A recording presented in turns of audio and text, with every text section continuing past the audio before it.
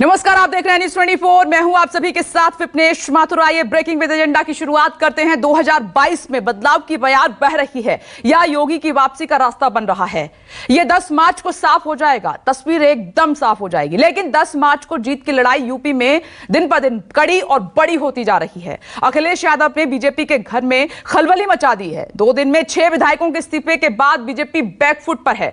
हालांकि कुछ नेताओं को ज्वाइन भी कराया जा रहा है और इससे डैमेज कंट्रोल करने की कोशिश की जा रही है। लेकिन उन नेताओं का कद उतना नहीं जितना बड़े कद के नेता बीजेपी को छोड़कर जा रहे हैं। इस भाग दौड़ के बीच आज अखिलेश यादव 40 उम्मीदवारों के नाम का ऐलान कर सकते हैं। तो बीजेपी भी दिल्ली में 170 उम्मीदवारों पर आखिरी फैसला लेकर मकर संक्रांति को उसका ऐलान कर सकती है। लिस्ट सामने आ सकती है बीजेपी की। लेकिन मकर संक्रांति पर खुशियों पर ग्रहण लगता जरूर नजर आ रहा है। हालांकि इन सबके बीच सीएम योगी के अयोध्या से चुनाव लड़ने की खबरें भी आ रही हैं, जिस पर आज सीसी की बैठक में मोहर लग जाएगी। तो कुल मिलाकर कुछ बड़ा होने वाला है। और क्या बड़ा होने वाला है, इस मुद्दे पर करेंगे बड़े पैनल के साथ चर्चा। और इस दल बदल और भाग दौड़ का जमीन पर असर कितना है, जानेंगे राजीव रंजन से। लेकिन उससे पहले सियासी वार पलटवार सुन लीजिए। देखिए, उन्होंने मेरे इस्तीफे का स्वागत किया है, इसके लिए मैं उनको धन्यवाद देता हूँ। और भी कोई करेगा स्वागत तो मैं उसको भी धन्यवाद दूंगा। 12 एमएलए और भी हैं आपके साथ।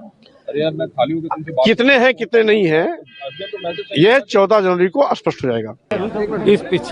इस प्रदेश के पिछड़े समाज के लोगों ने, दलित समाज के लोगों ने, गरीब और वंचित समाज के लोगों ने जो पूरा अपना आशीर्वाद सहयोग दे करके भारतीय जनता पार्टी की सरकार पूर्ण 2/3 बहुमत से बनवाने का काम किया है। 5 साल तक वो तड़पते रहे अपने सम्मान और पहचान के लिए। इनको सम्मान पहचान नहीं मिल पाए, आप सभी लोग जानते हैं। के लिए प्रोग्रेसिव पॉलिटिक्स के लिए, एक पॉजिटिव पॉलिटिक्स के लिए और समाजवादी पार्टी की कोशिश है लोगों को साथ लाने का काम कर रहे हैं, लोगों को मिलाने का काम कर रहे हैं। और उसी कड़ी में जब पिछली बार स्वामी साहब मौर्य जी साथ आए, हमें खुशी है उनके साथ और साथी भी आए हैं। समाजवादी पार्टी की जो आने वाले समय में लड़ाई है उसको और आसान किया। आज दारा सिंह चौहान जी भी समाजवादी पार्टी के साथ खड़े हो रहे हैं। तो मुझे खुशी है इस बात की कि पूरा उत्तर प्रदेश एक खुशहाली की पॉलिटिक्स करना चाहता है। हम लोग चाहते हैं जो ये हातिम सिंह सरकार बनी है, जिसने इतना कलह मचा रखी है हमारे पिछड़ों व दलितों के ऊपर, हम लोग और अखिलेश मिलकर उसको हटाना चाहते हैं। बड़ी तीखी नजर से समाज उस कुर्सी को देख रहा है, इसके लिए वो जरूर लामबंद होगा। अच्छा, और मुख्यमंत्री अखिलेश यादव जी ही रहेंगे, सब लोग सहमत हैं इस पर सभी पार्टियों की सहमति है या नहीं है, लेकिन हमारी जरूर सहमति है। में जो आए उनका स्वागत है, उनसे पार्टी को मजबूती है। सर, जो गए हैं उनका देखिए, अखिलेश जी नौजवान हैं, लेकिन अखिलेश जी चापलूसों में घिरे हुए हैं। और जिन लोगों ने घेर रखा है वो लोग समाजवादी पार्टी को खत्म करना चाहते हैं, अखिलेश जी को खत्म करना। देखिए, उत्तर प्रदेश में चुनाव से पहले सियासी घटनाक्रम तेजी के साथ बदल रहा है। और अब नजर 2 मुद्दों पर खास तौर पर है। बड़े नेता पार्टियां छोड़कर जा रहे हैं, दूसरी पार्टी में स्वागत किया जा रहा है। और दूसरी तरफ लिस्ट तैयार कर रही हैं तमाम पार्टियां अपने अपने उम्मीदवारों की। खास पैनल इस वक्त मेरे साथ मौजूद है। UP BJP spokesperson Rajesh Chaudhary साहब हमारे साथ जुड़ गए हैं। साथ ही समाजवादी पार्टी स्पोक्सपर्सन राजपाल कश्यप जी हमारे साथ मौजूद हैं। और मेरे 3 सहयोगी राजीव रंजन इस वक्त नोएडा से मौजूद हैं। दिल्ली से कुमार गौरव हमारे साथ जुड़ गए हैं। मानस श्रीवास्तव लखनऊ से हमारे साथ मौजूद हैं। राजीव, सबसे पहले आपके पास आ रही हूं मैं, उसके बाद चर्चा की शुरुआत करेंगे। राजीव, पूर्वांचल की मैं खास तौर पर बात करूं बीजेपी के लिए, तो क्या इन बड़े नेताओं का दूसरी पार्टी में जाना पूर्वांचल में बीजेपी को कमजोर कर रहा है? और क्या डैमेज कंट्रोल के लिए उधर से कमान सीएम योगी को दी जा रही है?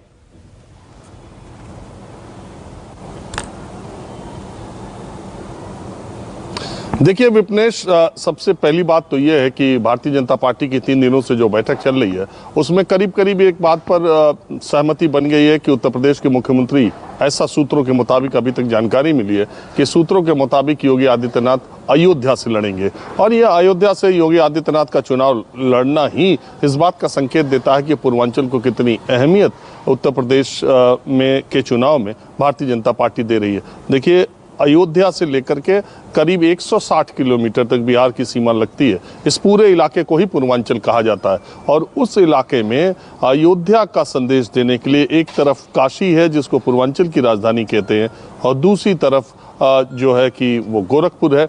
तो गोरखपुर और काशी को केंद्र बनाकर भारतीय जनता पार्टी ये चुनाव पूर्वांचल में लड़ने जा रही है। दूसरी तरफ अखिलेश यादव ने पूर्वांचल के तक लगभग सारे बैकवर्ड जो चेहरे हैं वो अखिलेश यादव की तरफ पूर्वांचल के वो अखिलेश यादव के खेमे में आ चुके हैं। अगर आप देखें ओम प्रकाश राजभर को देखें, अगर आप दारा सिंह चौहान को देखें, चाहे आप लालजी वर्मा को देखें, हालांकि वो अंबेडकर नगर के हैं, रामाचल राजभर को देखें और दारा सिंह चौहान को देखें और तमाम यादव नेता तो सारे उनके साथ हैं ही। तो बैकवर्ड नेताओं की जो एक लंबी फौज है पूर्वांचल में वो धीरे धीरे समाजवादी पार्टी की तरफ आ रही है और इस इलाके में पीछे भी जब समाजवादी मैं तब की कह रहा हूँ मुलायम सिंह से पहले की, तो समाजवाद और कम्युनिस्ट का इस इलाके में पहले भी परचम लहराया था और लेकिन 2014-17 के जो चुनाव हुए उसमें भारतीय जनता पार्टी जीती। लेकिन 2019 में जब गठबंधन हुआ तो आप देखिए गाजीपुर की सीट गठबंधन ने जीती, घोसी की सीट जो मऊ जिले में आती वो गठबंधन ने जीती, आजमगढ़ की सीट गठबंधन ने जीती, इसके बाद अंबेडकर नगर की सीट गठबंधन ने जीती। तो 4 लगातार जो जिले हैं फैजाबाद तक, उसके लोकसभा चुनाव के चारों सांसद गठबंधन के पास थे। तो इसका मतलब है कि इन पार्टियों का जनाधार उधर ज्यादा है और अब 2017 के बाद जो 2022 का चुनाव होना जा रहा है विधानसभा का, इस असली रण और मजेदार बात यह भी है विपनेश कि इस इलाके में, इस पूर्वांचल के इलाके में सबसे अंतिम चरणों में चुनाव भी है। और दूसरी बात मैं आपको ये भी बता दूं, जिस तरह की जानकारी आ रही है, खर मास का दिन आज तक होता है हमारे वैसे तो पंजाब में लोहड़ी आज मनाई जाती है, लेकिन 14 जनवरी के दिन मकर संक्रांति से शुभ दिन की शुरुआत कही जाती है। मुझे जिस तरह की जानकारी मिली है कि विपक्षी खेमे के समाजवादी पार्टी और उनके गठबंधन के लोगों ने भी ये तय किया है कि वो मकर संक्रांति के दिन ही, शुभ दिन के दिन ही अपने उम्मीदवारों का नाम का ऐलान करेंगे। और जहां तक लगता है कि आज भारतीय जनता पार्टी की जो CEC की बैठक हो रही है जिसमें शायद प्रधानमंत्री के भी जुड़ने की खबरें अभी तक आ रही हैं, वो भी आज नाम फाइनल करके पहले 2 चरणों का जो उम्मीदवारों का नाम है वो शायद कल ही मकर संक्रांति के दिन दोनों तरफ से उम्मीदवारों का ऐलान हो। CEC की बैठक का आपने जिक्र किया है, सीधे कुमार गौरव के पास आपको लिए चलते हैं, लेकिन उससे पहले एक बड़ी खबर आपकी टीवी स्क्रीन पर जिसका हम रुख कर लेते हैं, जिस पर लगातार हमारी नजर बनी हुई है और उस पर अपडेट सीधे आप तक पहुंचा रहे हैं। बीजेपी CEC की बैठक शुरू हो गई है और इसको कुमार गौरव ट्रैक कर रहे हैं इस खबर पर, और एक करीब 170 नामों पर मोहर लगेगी ये माना जा रहा है। तकरीबन कहा जा रहा है कि 170 उम्मीदवारों के नाम फाइनल हो गए हैं। प्रधानमंत्री नरेंद्र मोदी वर्चुअली जुड़ेंगे। ज्यादा जानकारी के लिए कुमार गौरव का हम रुख कर रहे हैं। कुमार गौरव, तो आज अंतिम मोहर इस बैठक में लगेगी। प्रधानमंत्री नरेंद्र मोदी खुद होंगे कि CM योगी अयोध्या से लड़ेंगे, और 170 उम्मीदवार जिनके नाम फाइनल हुए हैं उस पर अंतिम मोहर आज लग जाएगी।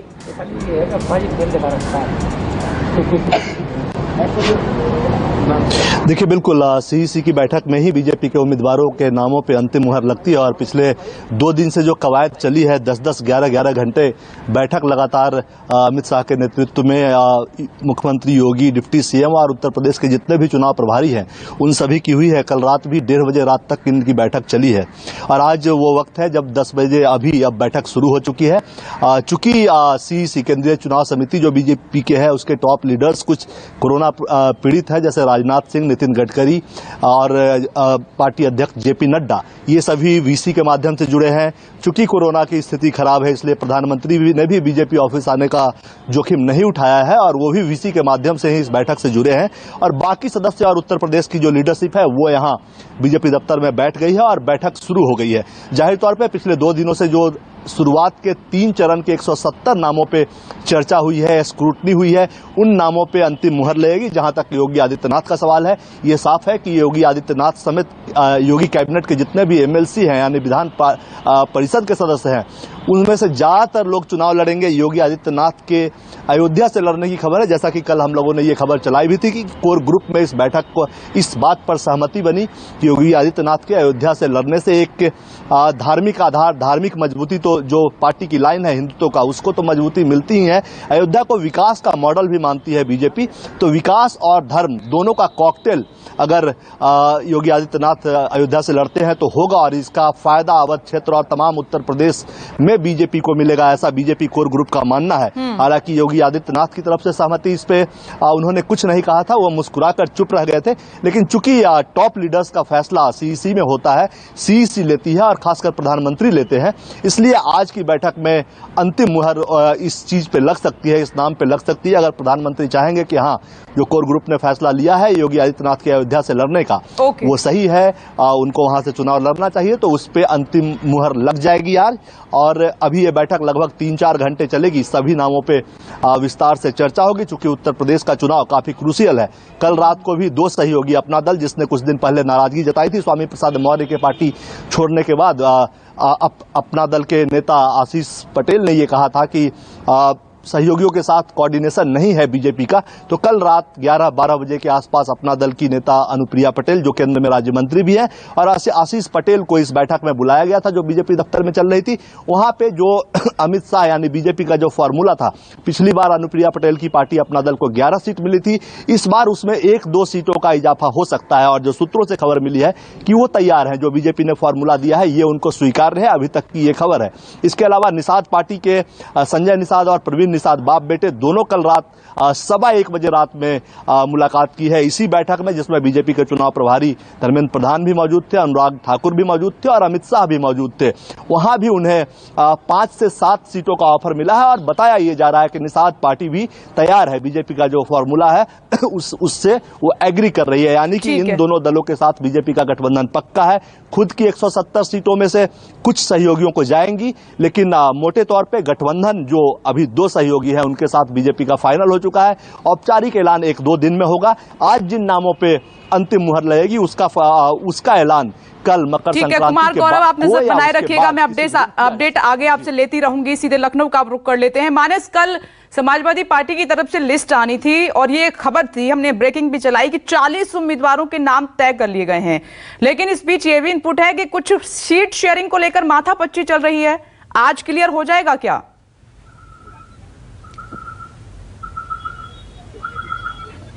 देखिए, 40 उम्मीदवारों के नाम समाजवादी पार्टी ने तय किए हैं। ये वो उम्मीदवार हैं जो पहले और दूसरे चरण के मतदान में उम्मीदवार होंगे, उसमें चुनाव लड़ेंगे वो। देखिए, इससे पहले कल अखिलेश यादव की बैठक हुई थी, लगातार स्क्रीनिंग कमेटी की बैठक चल रही थी। कल सहयोगी दलों से भी चर्चा हुई है। जो माथापच्ची हो रही थी वो इस बात के लेकर हो रही थी कि जो भी नाम तय किए गए हैं उसमें किसी भी सहयोगी दल को कोई आपत्ति ना हो, क्योंकि अखिलेश यादव पूरा कोऑर्डिनेशन अपने सहयोगी दलों के साथ बना करके चल रहे हैं। वो नहीं चाहते हैं कि सीटों के बंटवारे को लेकर के या उम्मीदवारों को लेकर के आपस में कोई मनमुटाव हो, इसलिए वो सभी को साथ लेकर के चलने की कोशिश कर रहे हैं और एक एक कदम फूंक फूंक के रख रहे हैं। तो जिन 40 उम्मीदवारों के नाम तय किए गए हैं वो समाजवादी पार्टी के ही खाते में आएंगे। हालांकि उन्होंने शिवपाल सिंह यादव, ओम प्रकाश राजभर और महान दल के तीनों ही दलों के नेताओं को एक-एक सीट जो उनकी डिमांड थी उनको उन्होंने वो दे दी है, और उसका ऐलान हालांकि बाद में किया जाएगा। ये जो 3 सीटें हैं वो उन 40 सीटों में जिसका ऐलान होना है उसमें शामिल नहीं है। बहुत उम्मीद की जा रही है। वैसे ये सूची कल ही आनी थी, लेकिन किन्हीं वजहों से नहीं आ पाई।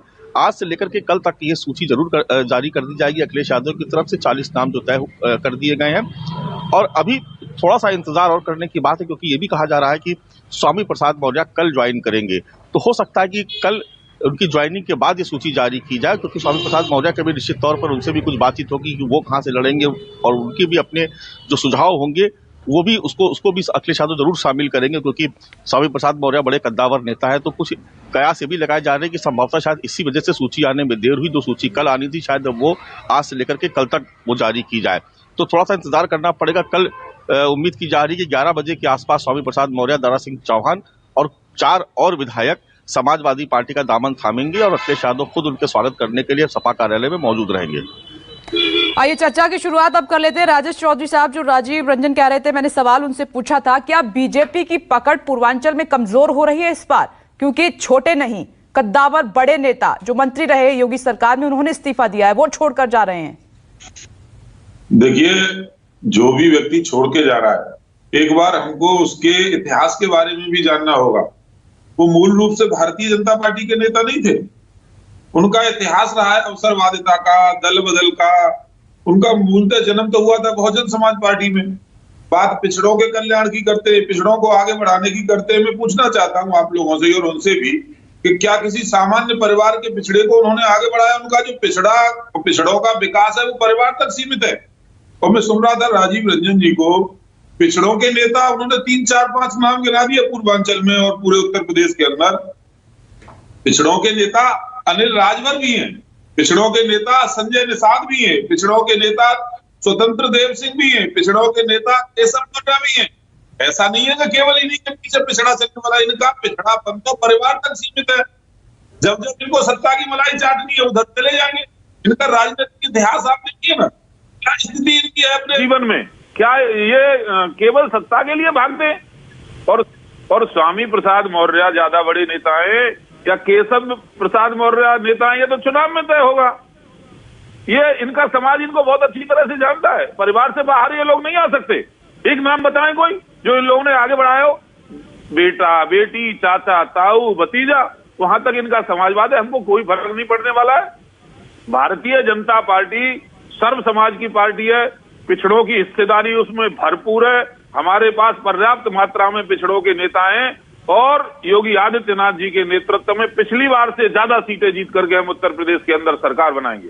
समाजवादी पार्टी को अगर वो ज्वाइन करते हैं, खबर तो यही है कि समाजवादी पार्टी में जा रहे हैं दोनों नेता, दारा सिंह चौहान और स्वामी प्रसाद मौर्य, और कई विधायकों को अपने साथ लेकर जा रहे हैं। तो इससे कोई फर्क नहीं पड़ रहा कि वो समाजवादी पार्टी को मजबूत करेंगे, और जो 2017 में बीजेपी को उन्होंने मजबूत किया था, इससे कोई फर्क नहीं पड़ता क्या पार्टी को?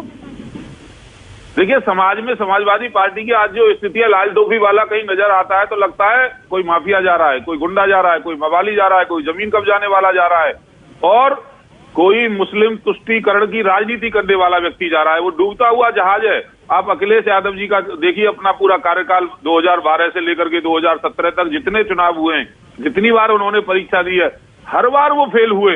एक चुनाव में उनको सफलता नहीं मिली। 2012 तो मुलायम सिंह यादव जी की कमाई था। तो समाजवादी पार्टी डूबता हुआ जहाज है। उस जहाज में जो बैठेगा वो डूब जाएगा, साफ साफ दिख रहा है। और जनता जानती है, जनता विकास चाहती है, माफियागिरी नहीं चाहती, जमीन कब्जाना नहीं चाहती, मुस्लिम तुष्टीकरण नहीं चाहती। योगी आदित्यनाथ जी तपस्वी ईमानदार व्यक्तित्व के नेतृत्व में और सब उत्तर प्रदेश की जनमानस कि मैं किसी समाज की बात नहीं कर रहा, वो सन्यासी हैं, साधु हैं, भगवाधारी हैं, तो सबके लिए इतने ही पूज्य हैं। तो योगी आदित्यनाथ जी मुख्यमंत्री दोबारा बनेंगे, इससे कोई फर्क अब पे नहीं पड़ेगा। वो डूबते हुए जहाज में बैठ रहे हैं तो डूबेंगे ही।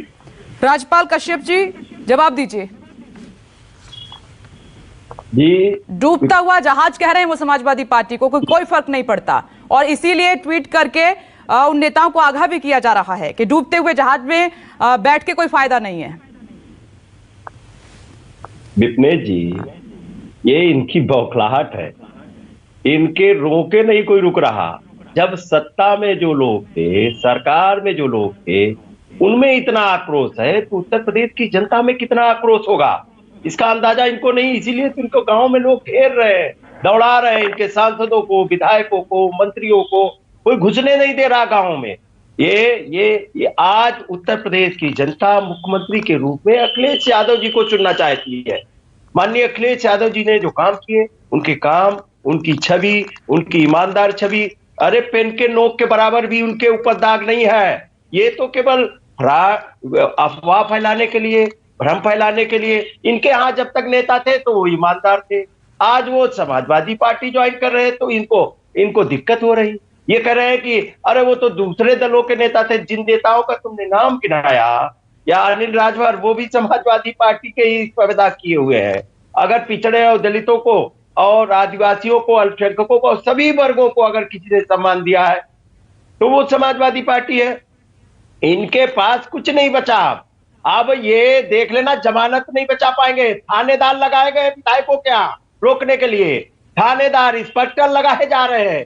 आप बताइए, इनके रोके जब विधायक, ये तो पहले ही अल्पमत पे सरकार आ गई थी और योगी जी ने तो पूरा उत्तर प्रदेश चौपट कर दिया, उत्तर प्रदेश बर्बाद कर दिया, उत्तर प्रदेश के नौजवानों को बर्बाद कर दिया। एक नौकरी नहीं दे पाए, एक परीक्षा नहीं करा पाए। इनसे बड़ा योग्य मुख्यमंत्री नहीं था कोई, इनसे बड़ा और उपयोगी मुख्यमंत्री नहीं, और इनसे बड़ा कोई घमंडी मुख्यमंत्री नहीं। इनका घमंड जनता ठीक करने का काम करेगी। और आप बताइए, ये पिछड़े दलितों की बात करते हैं, क्या जाति जनगणना आपने कराई? कहा कि नहीं हो सकती। आप निषाद, कश्यप, बिंद, मल्लाह, प्रजापति, कहार, कुम्हार और राजभर, चौहान, इन लोगों को आरक्षण देने की बात करते थे, कहां है? आप नारा देते सबका साथ सबका विकास। एक भी कलेक्टर निषाद का नहीं बेटा है, ये राजभर का बेटा नहीं है, कुशवाहा का बेटा नहीं है, लोधी का बेटा नहीं है, मौर्य का बेटा नहीं है, विश्वकर्मा का नहीं है, चौरसिया का नहीं है। और ये बताइए, ये ऐसी बातें करेंगे, भुर्जी का नहीं है, बंजारे का नहीं है, कोई पता है ना कहाँ कुलपति है, कहाँ वो है। और ये तो गांव गरीब के बच्चे जो तैयारी करके आईएएस बनते थे, उनके भी दरवाजे इन्होंने बंद कर दिए। ये चंद उद्योगपतियों को आईएएस और कलेक्टर भी बनाना चाहते हैं। ज्वाइंट सेक्रेटरी की भर्ती, नेशनल भर्ती चालू कर दी, 69,000 शिक्षकों की भर्ती हुई, उसमें आरक्षण का घोटाला करने का काम किया। एक बांदा कृषि विश्वविद्यालय में मुख्यमंत्री ने एक जात के लोगों को 15 वैकेंसियों में 11 वैकेंसी एक जात के लोगों को भर्ती कर दी। यहाँ तो इन जिन युवाओं का नाम आप गिना रहे हैं, जो संख्या बता रहे हैं, वो अभी तो बेरोजगार पिछले 5 साल में नहीं हुए होंगे ना राजपाल जी? आपकी भी तो सरकार रही उत्तर प्रदेश में, तो फिर क्यों ये उत्तर प्रदेश में बेरोजगारी का आलम है? आप क्यों नहीं भर्तियां कर पाए? ये सवाल आपसे बार बार पूछा जाता है। राजपाल जी आ रही हूं। राजीव, मैं ये समझना चाह रही हूं दरअसल कि मथुरा से अटकलें थी, उस पर विराम लग गया, क्योंकि अयोध्या काशी के बाद मथुरा भी इस बार पूरी चर्चा में है और हिंदुत्व कार्ड खेलने की भी पूरी कोशिश की जा रही है। अगर योगी, क्योंकि आज मोहर लग जाएगी, अयोध्या से ताल ठोक रहे हैं, तो फिर कितना असर, कितनी मजबूत बीजेपी होगी, उसका कितना बड़ा असर होगा उत्तर प्रदेश चुनाव में अगर योगी अयोध्या से ताल ठोक रहे हैं? दूसरा अहम सवाल, सिटिंग एमएलए का क्या होगा? वहां पर वैश्य वोट बैंक ज्यादा है और वही एमएलए हैं इनके। तो ये कुछ सवाल हैं जो उठ खड़े हुए हैं। राजीव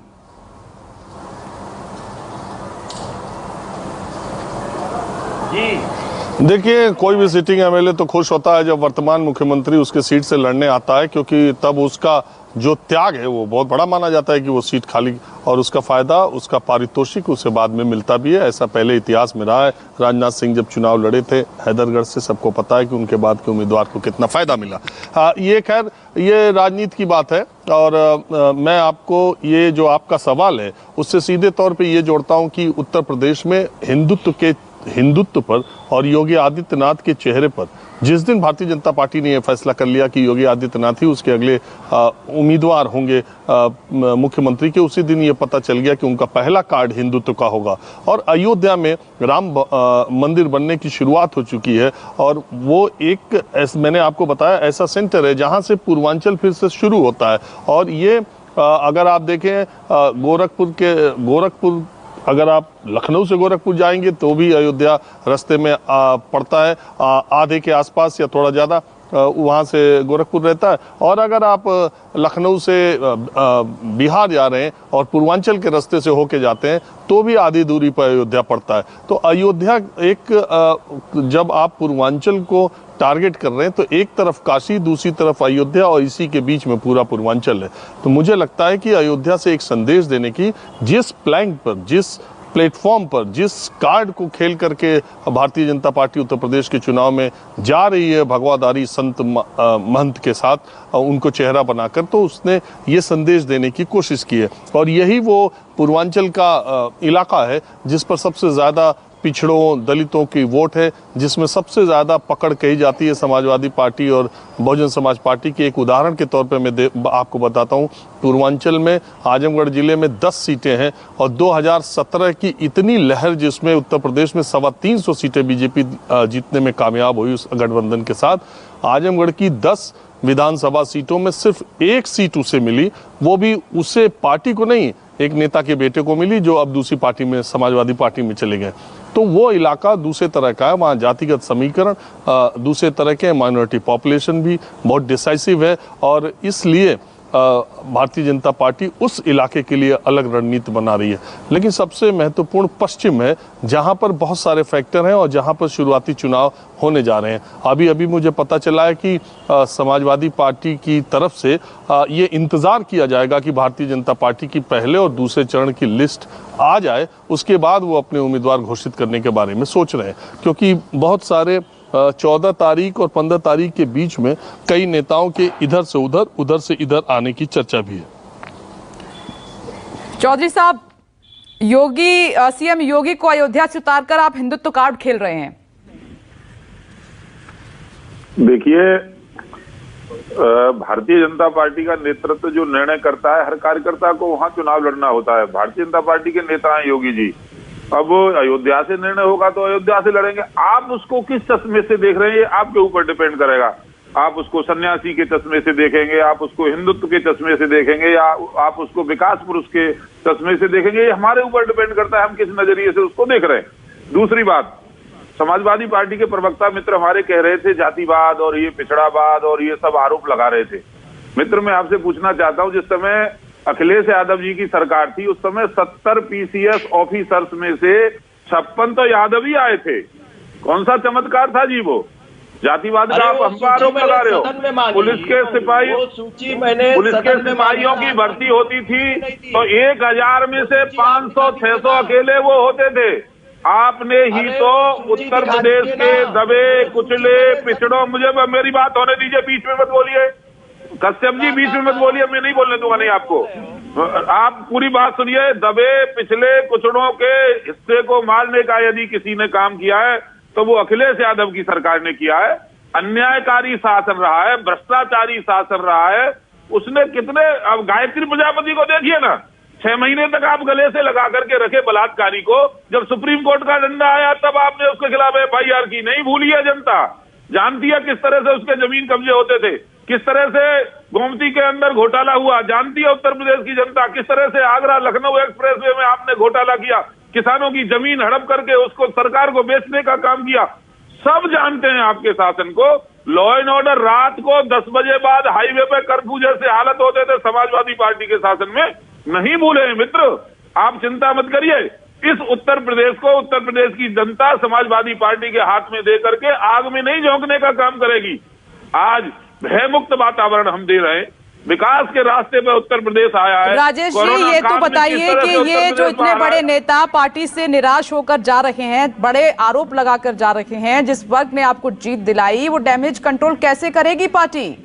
और न सिर्फ वो अकेले जा रहे हैं बल्कि बड़ी संख्या में नेताओं को लेकर जा रहे हैं, आपके MLAs को लेकर जा रहे हैं साथ में। विपनेश जी, भारतीय जनता पार्टी को उत्तर प्रदेश की जनता ने जीत दिलाई, इन दल बदलुओं ने नहीं दिलाई। ये तो अपना स्वार्थ सिद्ध करने के लिए यहाँ आए थे। नहीं, जब वो बीजेपी में आए थे तो दल बदलू नहीं थे क्या? आज वो दल बदलू हो गए हैं। राजेश जी, मायावती का शासन को देखा है, जिलेबाज पैकेज होते थे, इनकी आदत तो पैकेज लेने की थी ना जी। क्या होता था, हर महीने की 1 तारीख को टैक्सियां भर भर कर कहाँ जाती थी, पूरे उत्तर प्रदेश जानता है इस बात को। वो यहाँ हो नहीं सकता। यहाँ तो ईमानदार सरकार है, ट्रांसपेरेंट सरकार है, सही शासन प्रशासन चलेगा तो इनके वो एजेंडे पूरे हुए नहीं। अब इनको लगता है कि यहाँ तो ऐसे भी, और ये सब की तो टिकट कटने वाली थी, इनको पार्टी नहीं उतारने वाली थी। अब ये इससे पहले 2 दिन पहले चलेंगे, नहीं तो जब हमारी सूची आती तो परिणाम इनको देखने को मिल जाता। अखिलेश यादव परिपक्व राजनेता नहीं है, अपनी मेहनत के दम पर कुछ भी उन्होंने हासिल किया नहीं है। 2022 10 मार्च को आप इसका, अरे आपकी साथी पार्टियों को साथ में ले गए, आप कह रहे हैं परिपक्व नेता हैं वो, उनको वो कच्चे नेता हैं, कैसी बात कर रहे हैं? 2017 में आपने कुनवा बड़ा किया, वो तोड़ दिया सारा उन्होंने। ना सिर्फ कुनवा सहयोगियों को ले गए बल्कि आपके कैबिनेट मंत्रियों को ले जा रहे हैं वो साथ में, कैसी बातें कर रहे हैं? पार्टियों को साथ ले जाने से सरकार नहीं बन गई, वोट हासिल नहीं कर लिया। समाज के सर्वे सर्वा नहीं है, कोई मालिक नहीं है जिन समाजों को वो ले जा रहे हैं। वो साथ ले जाना अलग बात है, उनके पास कुछ है ही नहीं अपना, तो दूसरों को ले रहे हैं। चलिए मैं जवाब ले लेती हूँ। राजपाल जी, उसी राह पर आप चल रहे हैं जिस पर बीजेपी थी, तो क्या लग रहा है, क्या वोट बैंक भी आ जाएगा साथ में? नेताओं को आप ले रहे हैं, सहयोगी पार्टियों का चलिए समझ में आता है कि उनके इलाके में वर्चस्व है, वहां फायदा होगा, लेकिन जो अन्य नेताओं को आप ले रहे हैं अपनी पार्टी में, लगता है कि वोट बैंक भी साथ में चला आएगा, ऐसा दिखाई दे रहा है आपको? कहीं ऐसा ना हो कि नेता आ जाएं और वोट बैंक उधर चला जाए। जी विपनेश जी, इसीलिए तो बीजेपी को बौखलाहट है, क्योंकि यही सब नेता और यही सब लोग थे तो तभी सरकार बनी है। अब बौखलाहट न होती तो अपने पैसे पे छापा नहीं डला देते। आप पीयूष जैन के हाथ छापा नहीं डला देते। पता है कि पैसा बीजेपी का भ्रष्टाचार का रखा था वो उजागर हो गया। आपसे बड़ा नहीं, ये मुद्दा दूसरा चला जाएगा। एक मिनट राजेश जी, ये दूसरे मुद्दे पर हम चले जाएंगे और राजपाल जी इस पर नहीं, इस पर बहस नहीं करेंगे हम। इस राजपाल जी मेरे सवाल का जवाब दीजिए। देखिए आप भी, क्योंकि जब मुझे याद है शुरुआत में तो आपने कई मुद्दे उठाए बीजेपी के अगेंस्ट की, बेरोजगारी का मुद्दा है, कोरोना है, विकास है, पूर्वांचल एक्सप्रेस है, सबकी बात करते रहे। अब आखिरी में आप भी कुनबा जोड़ रहे हैं, अगड़ा पिछड़ा कर रहे हैं, नेताओं को शामिल कर रहे हैं ताकि उस जाति का वोट आपको मिल सके। तो विकास का मुद्दे तो वो पीछे छूट गए, अब आप भी उसी राह पर हैं। नहीं, हिंदुत्व कार्ड, मुस्लिम कार्ड, अगड़ा पिछड़ा, इसी पर समाजवादी पार्टी नहीं, समाजवादी पार्टी सभी जात वर्ग धर्मों को लेकर चलती है। और जब देखिए बेरोजगारी तो हमारा मुद्दा ही है। जब सरकार बनाएंगे तभी तो इनकी बेरोजगारी दूर होगी। नहीं तो नौजवानों को, इन्होंने तो एक भी परीक्षा नहीं करा पाई। आयोग मुख्यमंत्री ने एक परीक्षा नहीं कराई, 20 पेपर लीक हुए। चौराहे पे भ्रष्टाचार की तो अपहरण उद्योग खुला था। यहाँ गोरखपुर में अपहरण हो जाता था व्यापारी का, वो गोरखपुर में एक व्यापारी की हत्या कर दी गई। कानपुर में अपहरण दिला दिया, पुलिस की फिरौती दिला दी, पुलिस ने फिरौती तक दिला दी, आज तक डेड बॉडी नहीं। यहाँ इनके विधायक बलात्कारी है। बताइए उन्नाव में क्या हुआ, बलात्कार किया और उसके बाद नहीं, सवाल का जवाब नहीं दे रहे हैं आप राजपाल जी, अलग ही टॉपिक को आज छू रहे हैं। मैं एक सवाल जो पूछना चाह रही थी मानस से कंफर्म कर रही हूँ। मानस, कुछ सीट शेयरिंग को लेकर मुश्किल खड़ी हो रही है क्या अखिलेश यादव के सामने? ये कहा जा रहा है कि कुछ सीटों को लेकर जो सहयोगी दल हैं वो आनाकानी कर रहे हैं, उस पर बात नहीं बन पा रही है और इसीलिए उनको मनाने के लिए उनके बच्चों को भी अखिलेश यादव सीट देने के लिए तैयार हैं, उनको भी उम्मीदवार बनाने के लिए तैयार हैं। तो क्या पेंच फंस रहा है समाजवादी पार्टी में? सभी को खुश नहीं कर पा रहे हैं क्या अखिलेश यादव?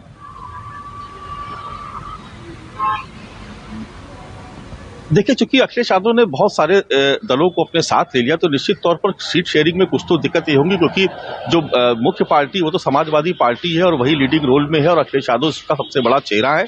और आपने देखा रथ यात्राओं में भारी भीड़ वहां पर उमड़ रही थी। तो निश्चित तौर पर अखिलेश यादव उतनी सीटें नहीं देना चाहेंगे जितनी उनके सहयोगी दल मांग रहे हैं। कुछ राष्ट्रीय लोकदल से भी गठबंधन में सीट शेयरिंग को लेकर के कुछ पेच फंसा हुआ, क्योंकि अभी तक उसका अनाउंसमेंट नहीं हो पाया। जिस तरह की हम लोग उम्मीद कर रहे थे कि किसी एक मंच पर दोनों ही नेता सामने आएंगे और बताएंगे कि जो कितनी सीटें गठबंधन को जा रही, जिसमें आरएलडी को कितनी सीटें हैं या ओम प्रकाश राजभर को कितनी सीटें। हालांकि शिवपाल सिंह यादव को बताया गया कि 6 सीटें उनको दे दी गई हैं और वो पूरी तरीके से संतुष्ट है और वो लगातार अखिलेश यादव के साथ चुनाव प्रचार में निकलेंगे और आगे की भी रणनीति वो अखिलेश यादव के साथ मिल बैठ के बना रहे। कल भी वो अखिलेश यादव से उनकी अलग से मुलाकात हुई थी, तो शिवपाल सिंह यादव खुद अखिलेश यादव के घर पे गए थे और काफी देर तक वहां पर चर्चा चली। तो सीट शेयरिंग को लेकर कुछ तो पेच फंसा हुआ है, लेकिन ऐसे भी हालात नहीं है कि ऐसा लगे कि गठबंधन टूट रहा है, क्या बिखराव जैसी कुछ स्थिति है। लेकिन राष्ट्रीय लोकदल को लेकर के संशय अभी भी बना हुआ है, वो तस्वीर अभी तक साफ नहीं हो पाई है। राजीव, ये कुमार गौरव मैं आती हूँ। राजीव, एक बार फिर से ऐसा लग रहा है कि जो छोटे दल हैं उनको नाराज करना नहीं चाह रही हैं पार्टियां, किंग मेकर की भूमिका निभाएंगी, ऐसा लग रहा है।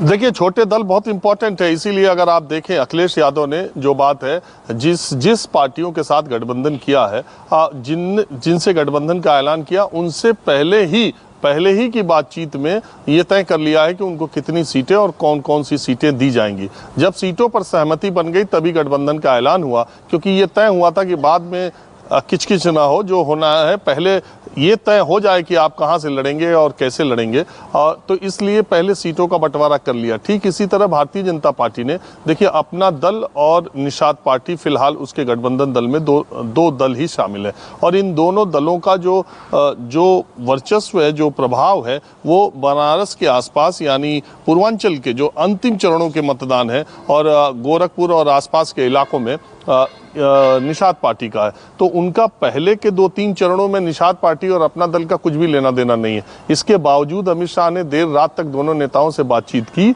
और उनको सीटों की जो पेशकश, जो फॉर्मूला दिया, उस पर सहमति बन गई है। देखिए, एक बात और मैं कहना चाहूंगा विपनेश, कि ये जितनी छोटी पार्टियां हैं, अगर आप ओम प्रकाश राजभर को देख लें तो सबसे पहले वो अपने लिए और अपने बेटे अरविंद राजभर के लिए टिकट चाहते हैं। अगर आप शिवपाल यादव को देख लीजिए तो शिवपाल यादव सबसे पहले अपने लिए, यानी गुन्नौर, अब जसवंत नगर सीट छोड़ के वो गुन्नौर जाना चाहते हैं और अपने बेटे आदित्य को जसवंत नगर लड़ाना चाहते हैं। अगर आप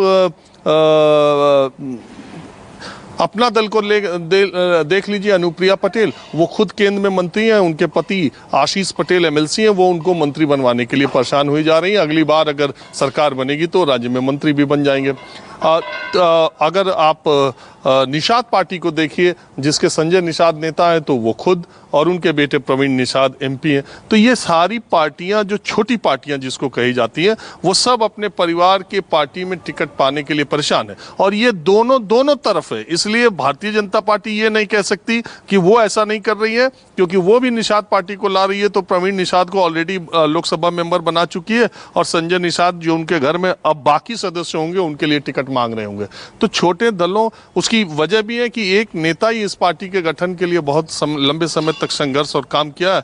तो उसको ये लगता है कि उसके परिवार के लोग अगर चुनाव लड़ेंगे तो शायद उसके समर्थक पूरी तन्मयता के साथ देंगे, और कहीं उसने कार्यकर्ता को किसी को दिया तो कहीं गुटबाजी न हो जाए कि इनको दिया, इनको नहीं दिया। तो वो एकता के लिए भी कई बार जरूरी होती है।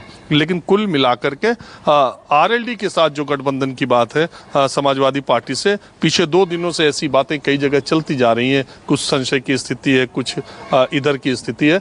आरएलडी के साथ भी समाजवादी पार्टी का गठबंधन बिल्कुल इंटैक्ट है। और अभी आरएलडी में अवतार सिंह भड़ाना शामिल हुए हैं बीजेपी से, उनको जेवर से लड़ाने की सहमति भी जयंत चौधरी ने दे दी है। और पहले 2 चरण के जो मतदान होने हैं, इसमें आरएलडी ही ज़्यादा सीटों पर लड़ने वाली है। इसलिए भी अखिलेश यादव ने, मुझे जो जानकारी मिली, ये तय किया कि पहले भारतीय जनता पार्टी के कैंडिडेट्स का नाम अनाउंस हो जाए, उसके बाद होगा। अखिलेश यादव ने जितने पार्टियों के साथ अभी तक गठबंधन का ऐलान किया है, तो उस पर सीटों की शेयरिंग पहले ही हो चुकी है। मैं अगर शिवपाल यादव के बारे में बात करूं, मैंने आपको गुन्नौर बता दिया, जसवंत नगर बता दिया, मुबारकपुर आजमगढ़ की एक सीट है जहां से शिवपाल यादव वो सीट चाहते हैं। उनके एक बहुत पुराने साथी हैं रामदर्शन यादव, जो मुलायम सिंह के ज़माने में वहाँ के जिला अध्यक्ष हुआ करते थे। इसी तरह से गाजीपुर की जहूराबाद सीट है, शादाब फातिमा जो अखिलेश सरकार में मंत्री हुआ करती थी, वो उनके लिए एक सीट चाहते। इसी तरह की 6 सीटें शिवपाल यादव चाहते हैं। वो कैंडिडेट्स पर भी बातचीत चल रही है, लेकिन यही अभी फाइनल है, ऐसा नहीं है। ठीक है कुमार गौरव, ये जो दल बदल का मीटर हाई है, इसको बीजेपी कैसे देख रही है? क्योंकि दारा सिंह चौहान का जाना, स्वामी प्रसाद मौर्य का जाना, अन्य एमएलए का जाना, इस डैमेज कंट्रोल को कैसे करेगी बीजेपी?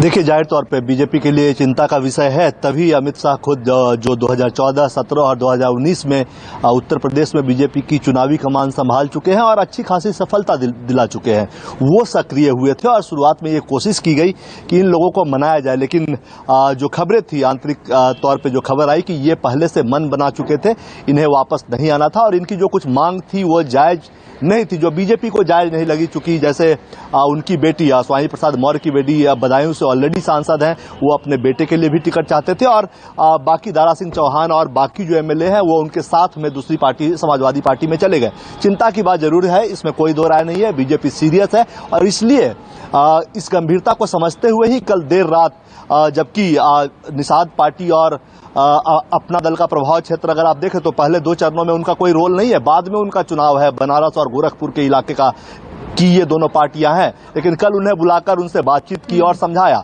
वहीं डैमेज कंट्रोल की जो लगातार कोशिश चल रही है वो आप देख रही हैं। समाजवादी पार्टी के मुलायम सिंह परिवार के करीबी लोगों को बीजेपी में ज्वाइन करवाया गया है। सैनी समाज का एक सहारनपुर इलाके से विधायक हैं कांग्रेस के, उनको बीजेपी में शामिल करवाया गया है। तो तैयारी यही है, कोशिश यही की जा रही है कि जो डैमेज हुआ है उसको कंट्रोल किया जा सके। देख लेते हैं तस्वीर कैसी आती है। कुमार गौरव, मैं आती हूँ क्योंकि वक्त कम है। आखिरी कमेंट मुझे दोनों मेहमानों से लेना है। तो राजेश चौधरी जी बताइए, कैसे डैमेज कंट्रोल होगा? अखिलेश यादव बिल्कुल रिस्क नहीं ले रहे हैं, वो कहीं पर भी नाराज नहीं करने अपने नेताओं को, सहयोगी पार्टियों को, बल्कि उनके बच्चों को भी टिकट देने के लिए तैयार हो गए हैं। वो जरा सा भी रिस्क लेने के तैयार नहीं है। लेकिन आप कह रहे हैं कि हमें कोई फर्क नहीं पड़ता है, आए जाए कोई भी। देखिए, चुनाव होता है और भारतीय जनता पार्टी हर चुनाव को बहुत गंभीरता से लड़ती है। भारतीय जनता पार्टी का हर कार्यकर्ता समर्पित होकर अपनी भूमिका उस चुनाव में निभाता है। उसी दृष्टि से अमित शाह जी भी भूमिका अपनी निभा रहे हैं, प्रधानमंत्री भी निभाएंगे, मुख्यमंत्री भी निभाएंगे, स्वतंत्र देव सिंह जी भी, केशव मौर्य जी भी, सारे लोग लगे हुए हैं। और अखिलेश यादव की जहां तक बात करें, परिवार को भी लड़ाने के लिए तैयार हैं, चाचा को भी, भतीजा को भी, पत्नी को भी। ये तो उनका सरेंडर है, समर्पण कर रहे हैं वो सत्ता के लिए।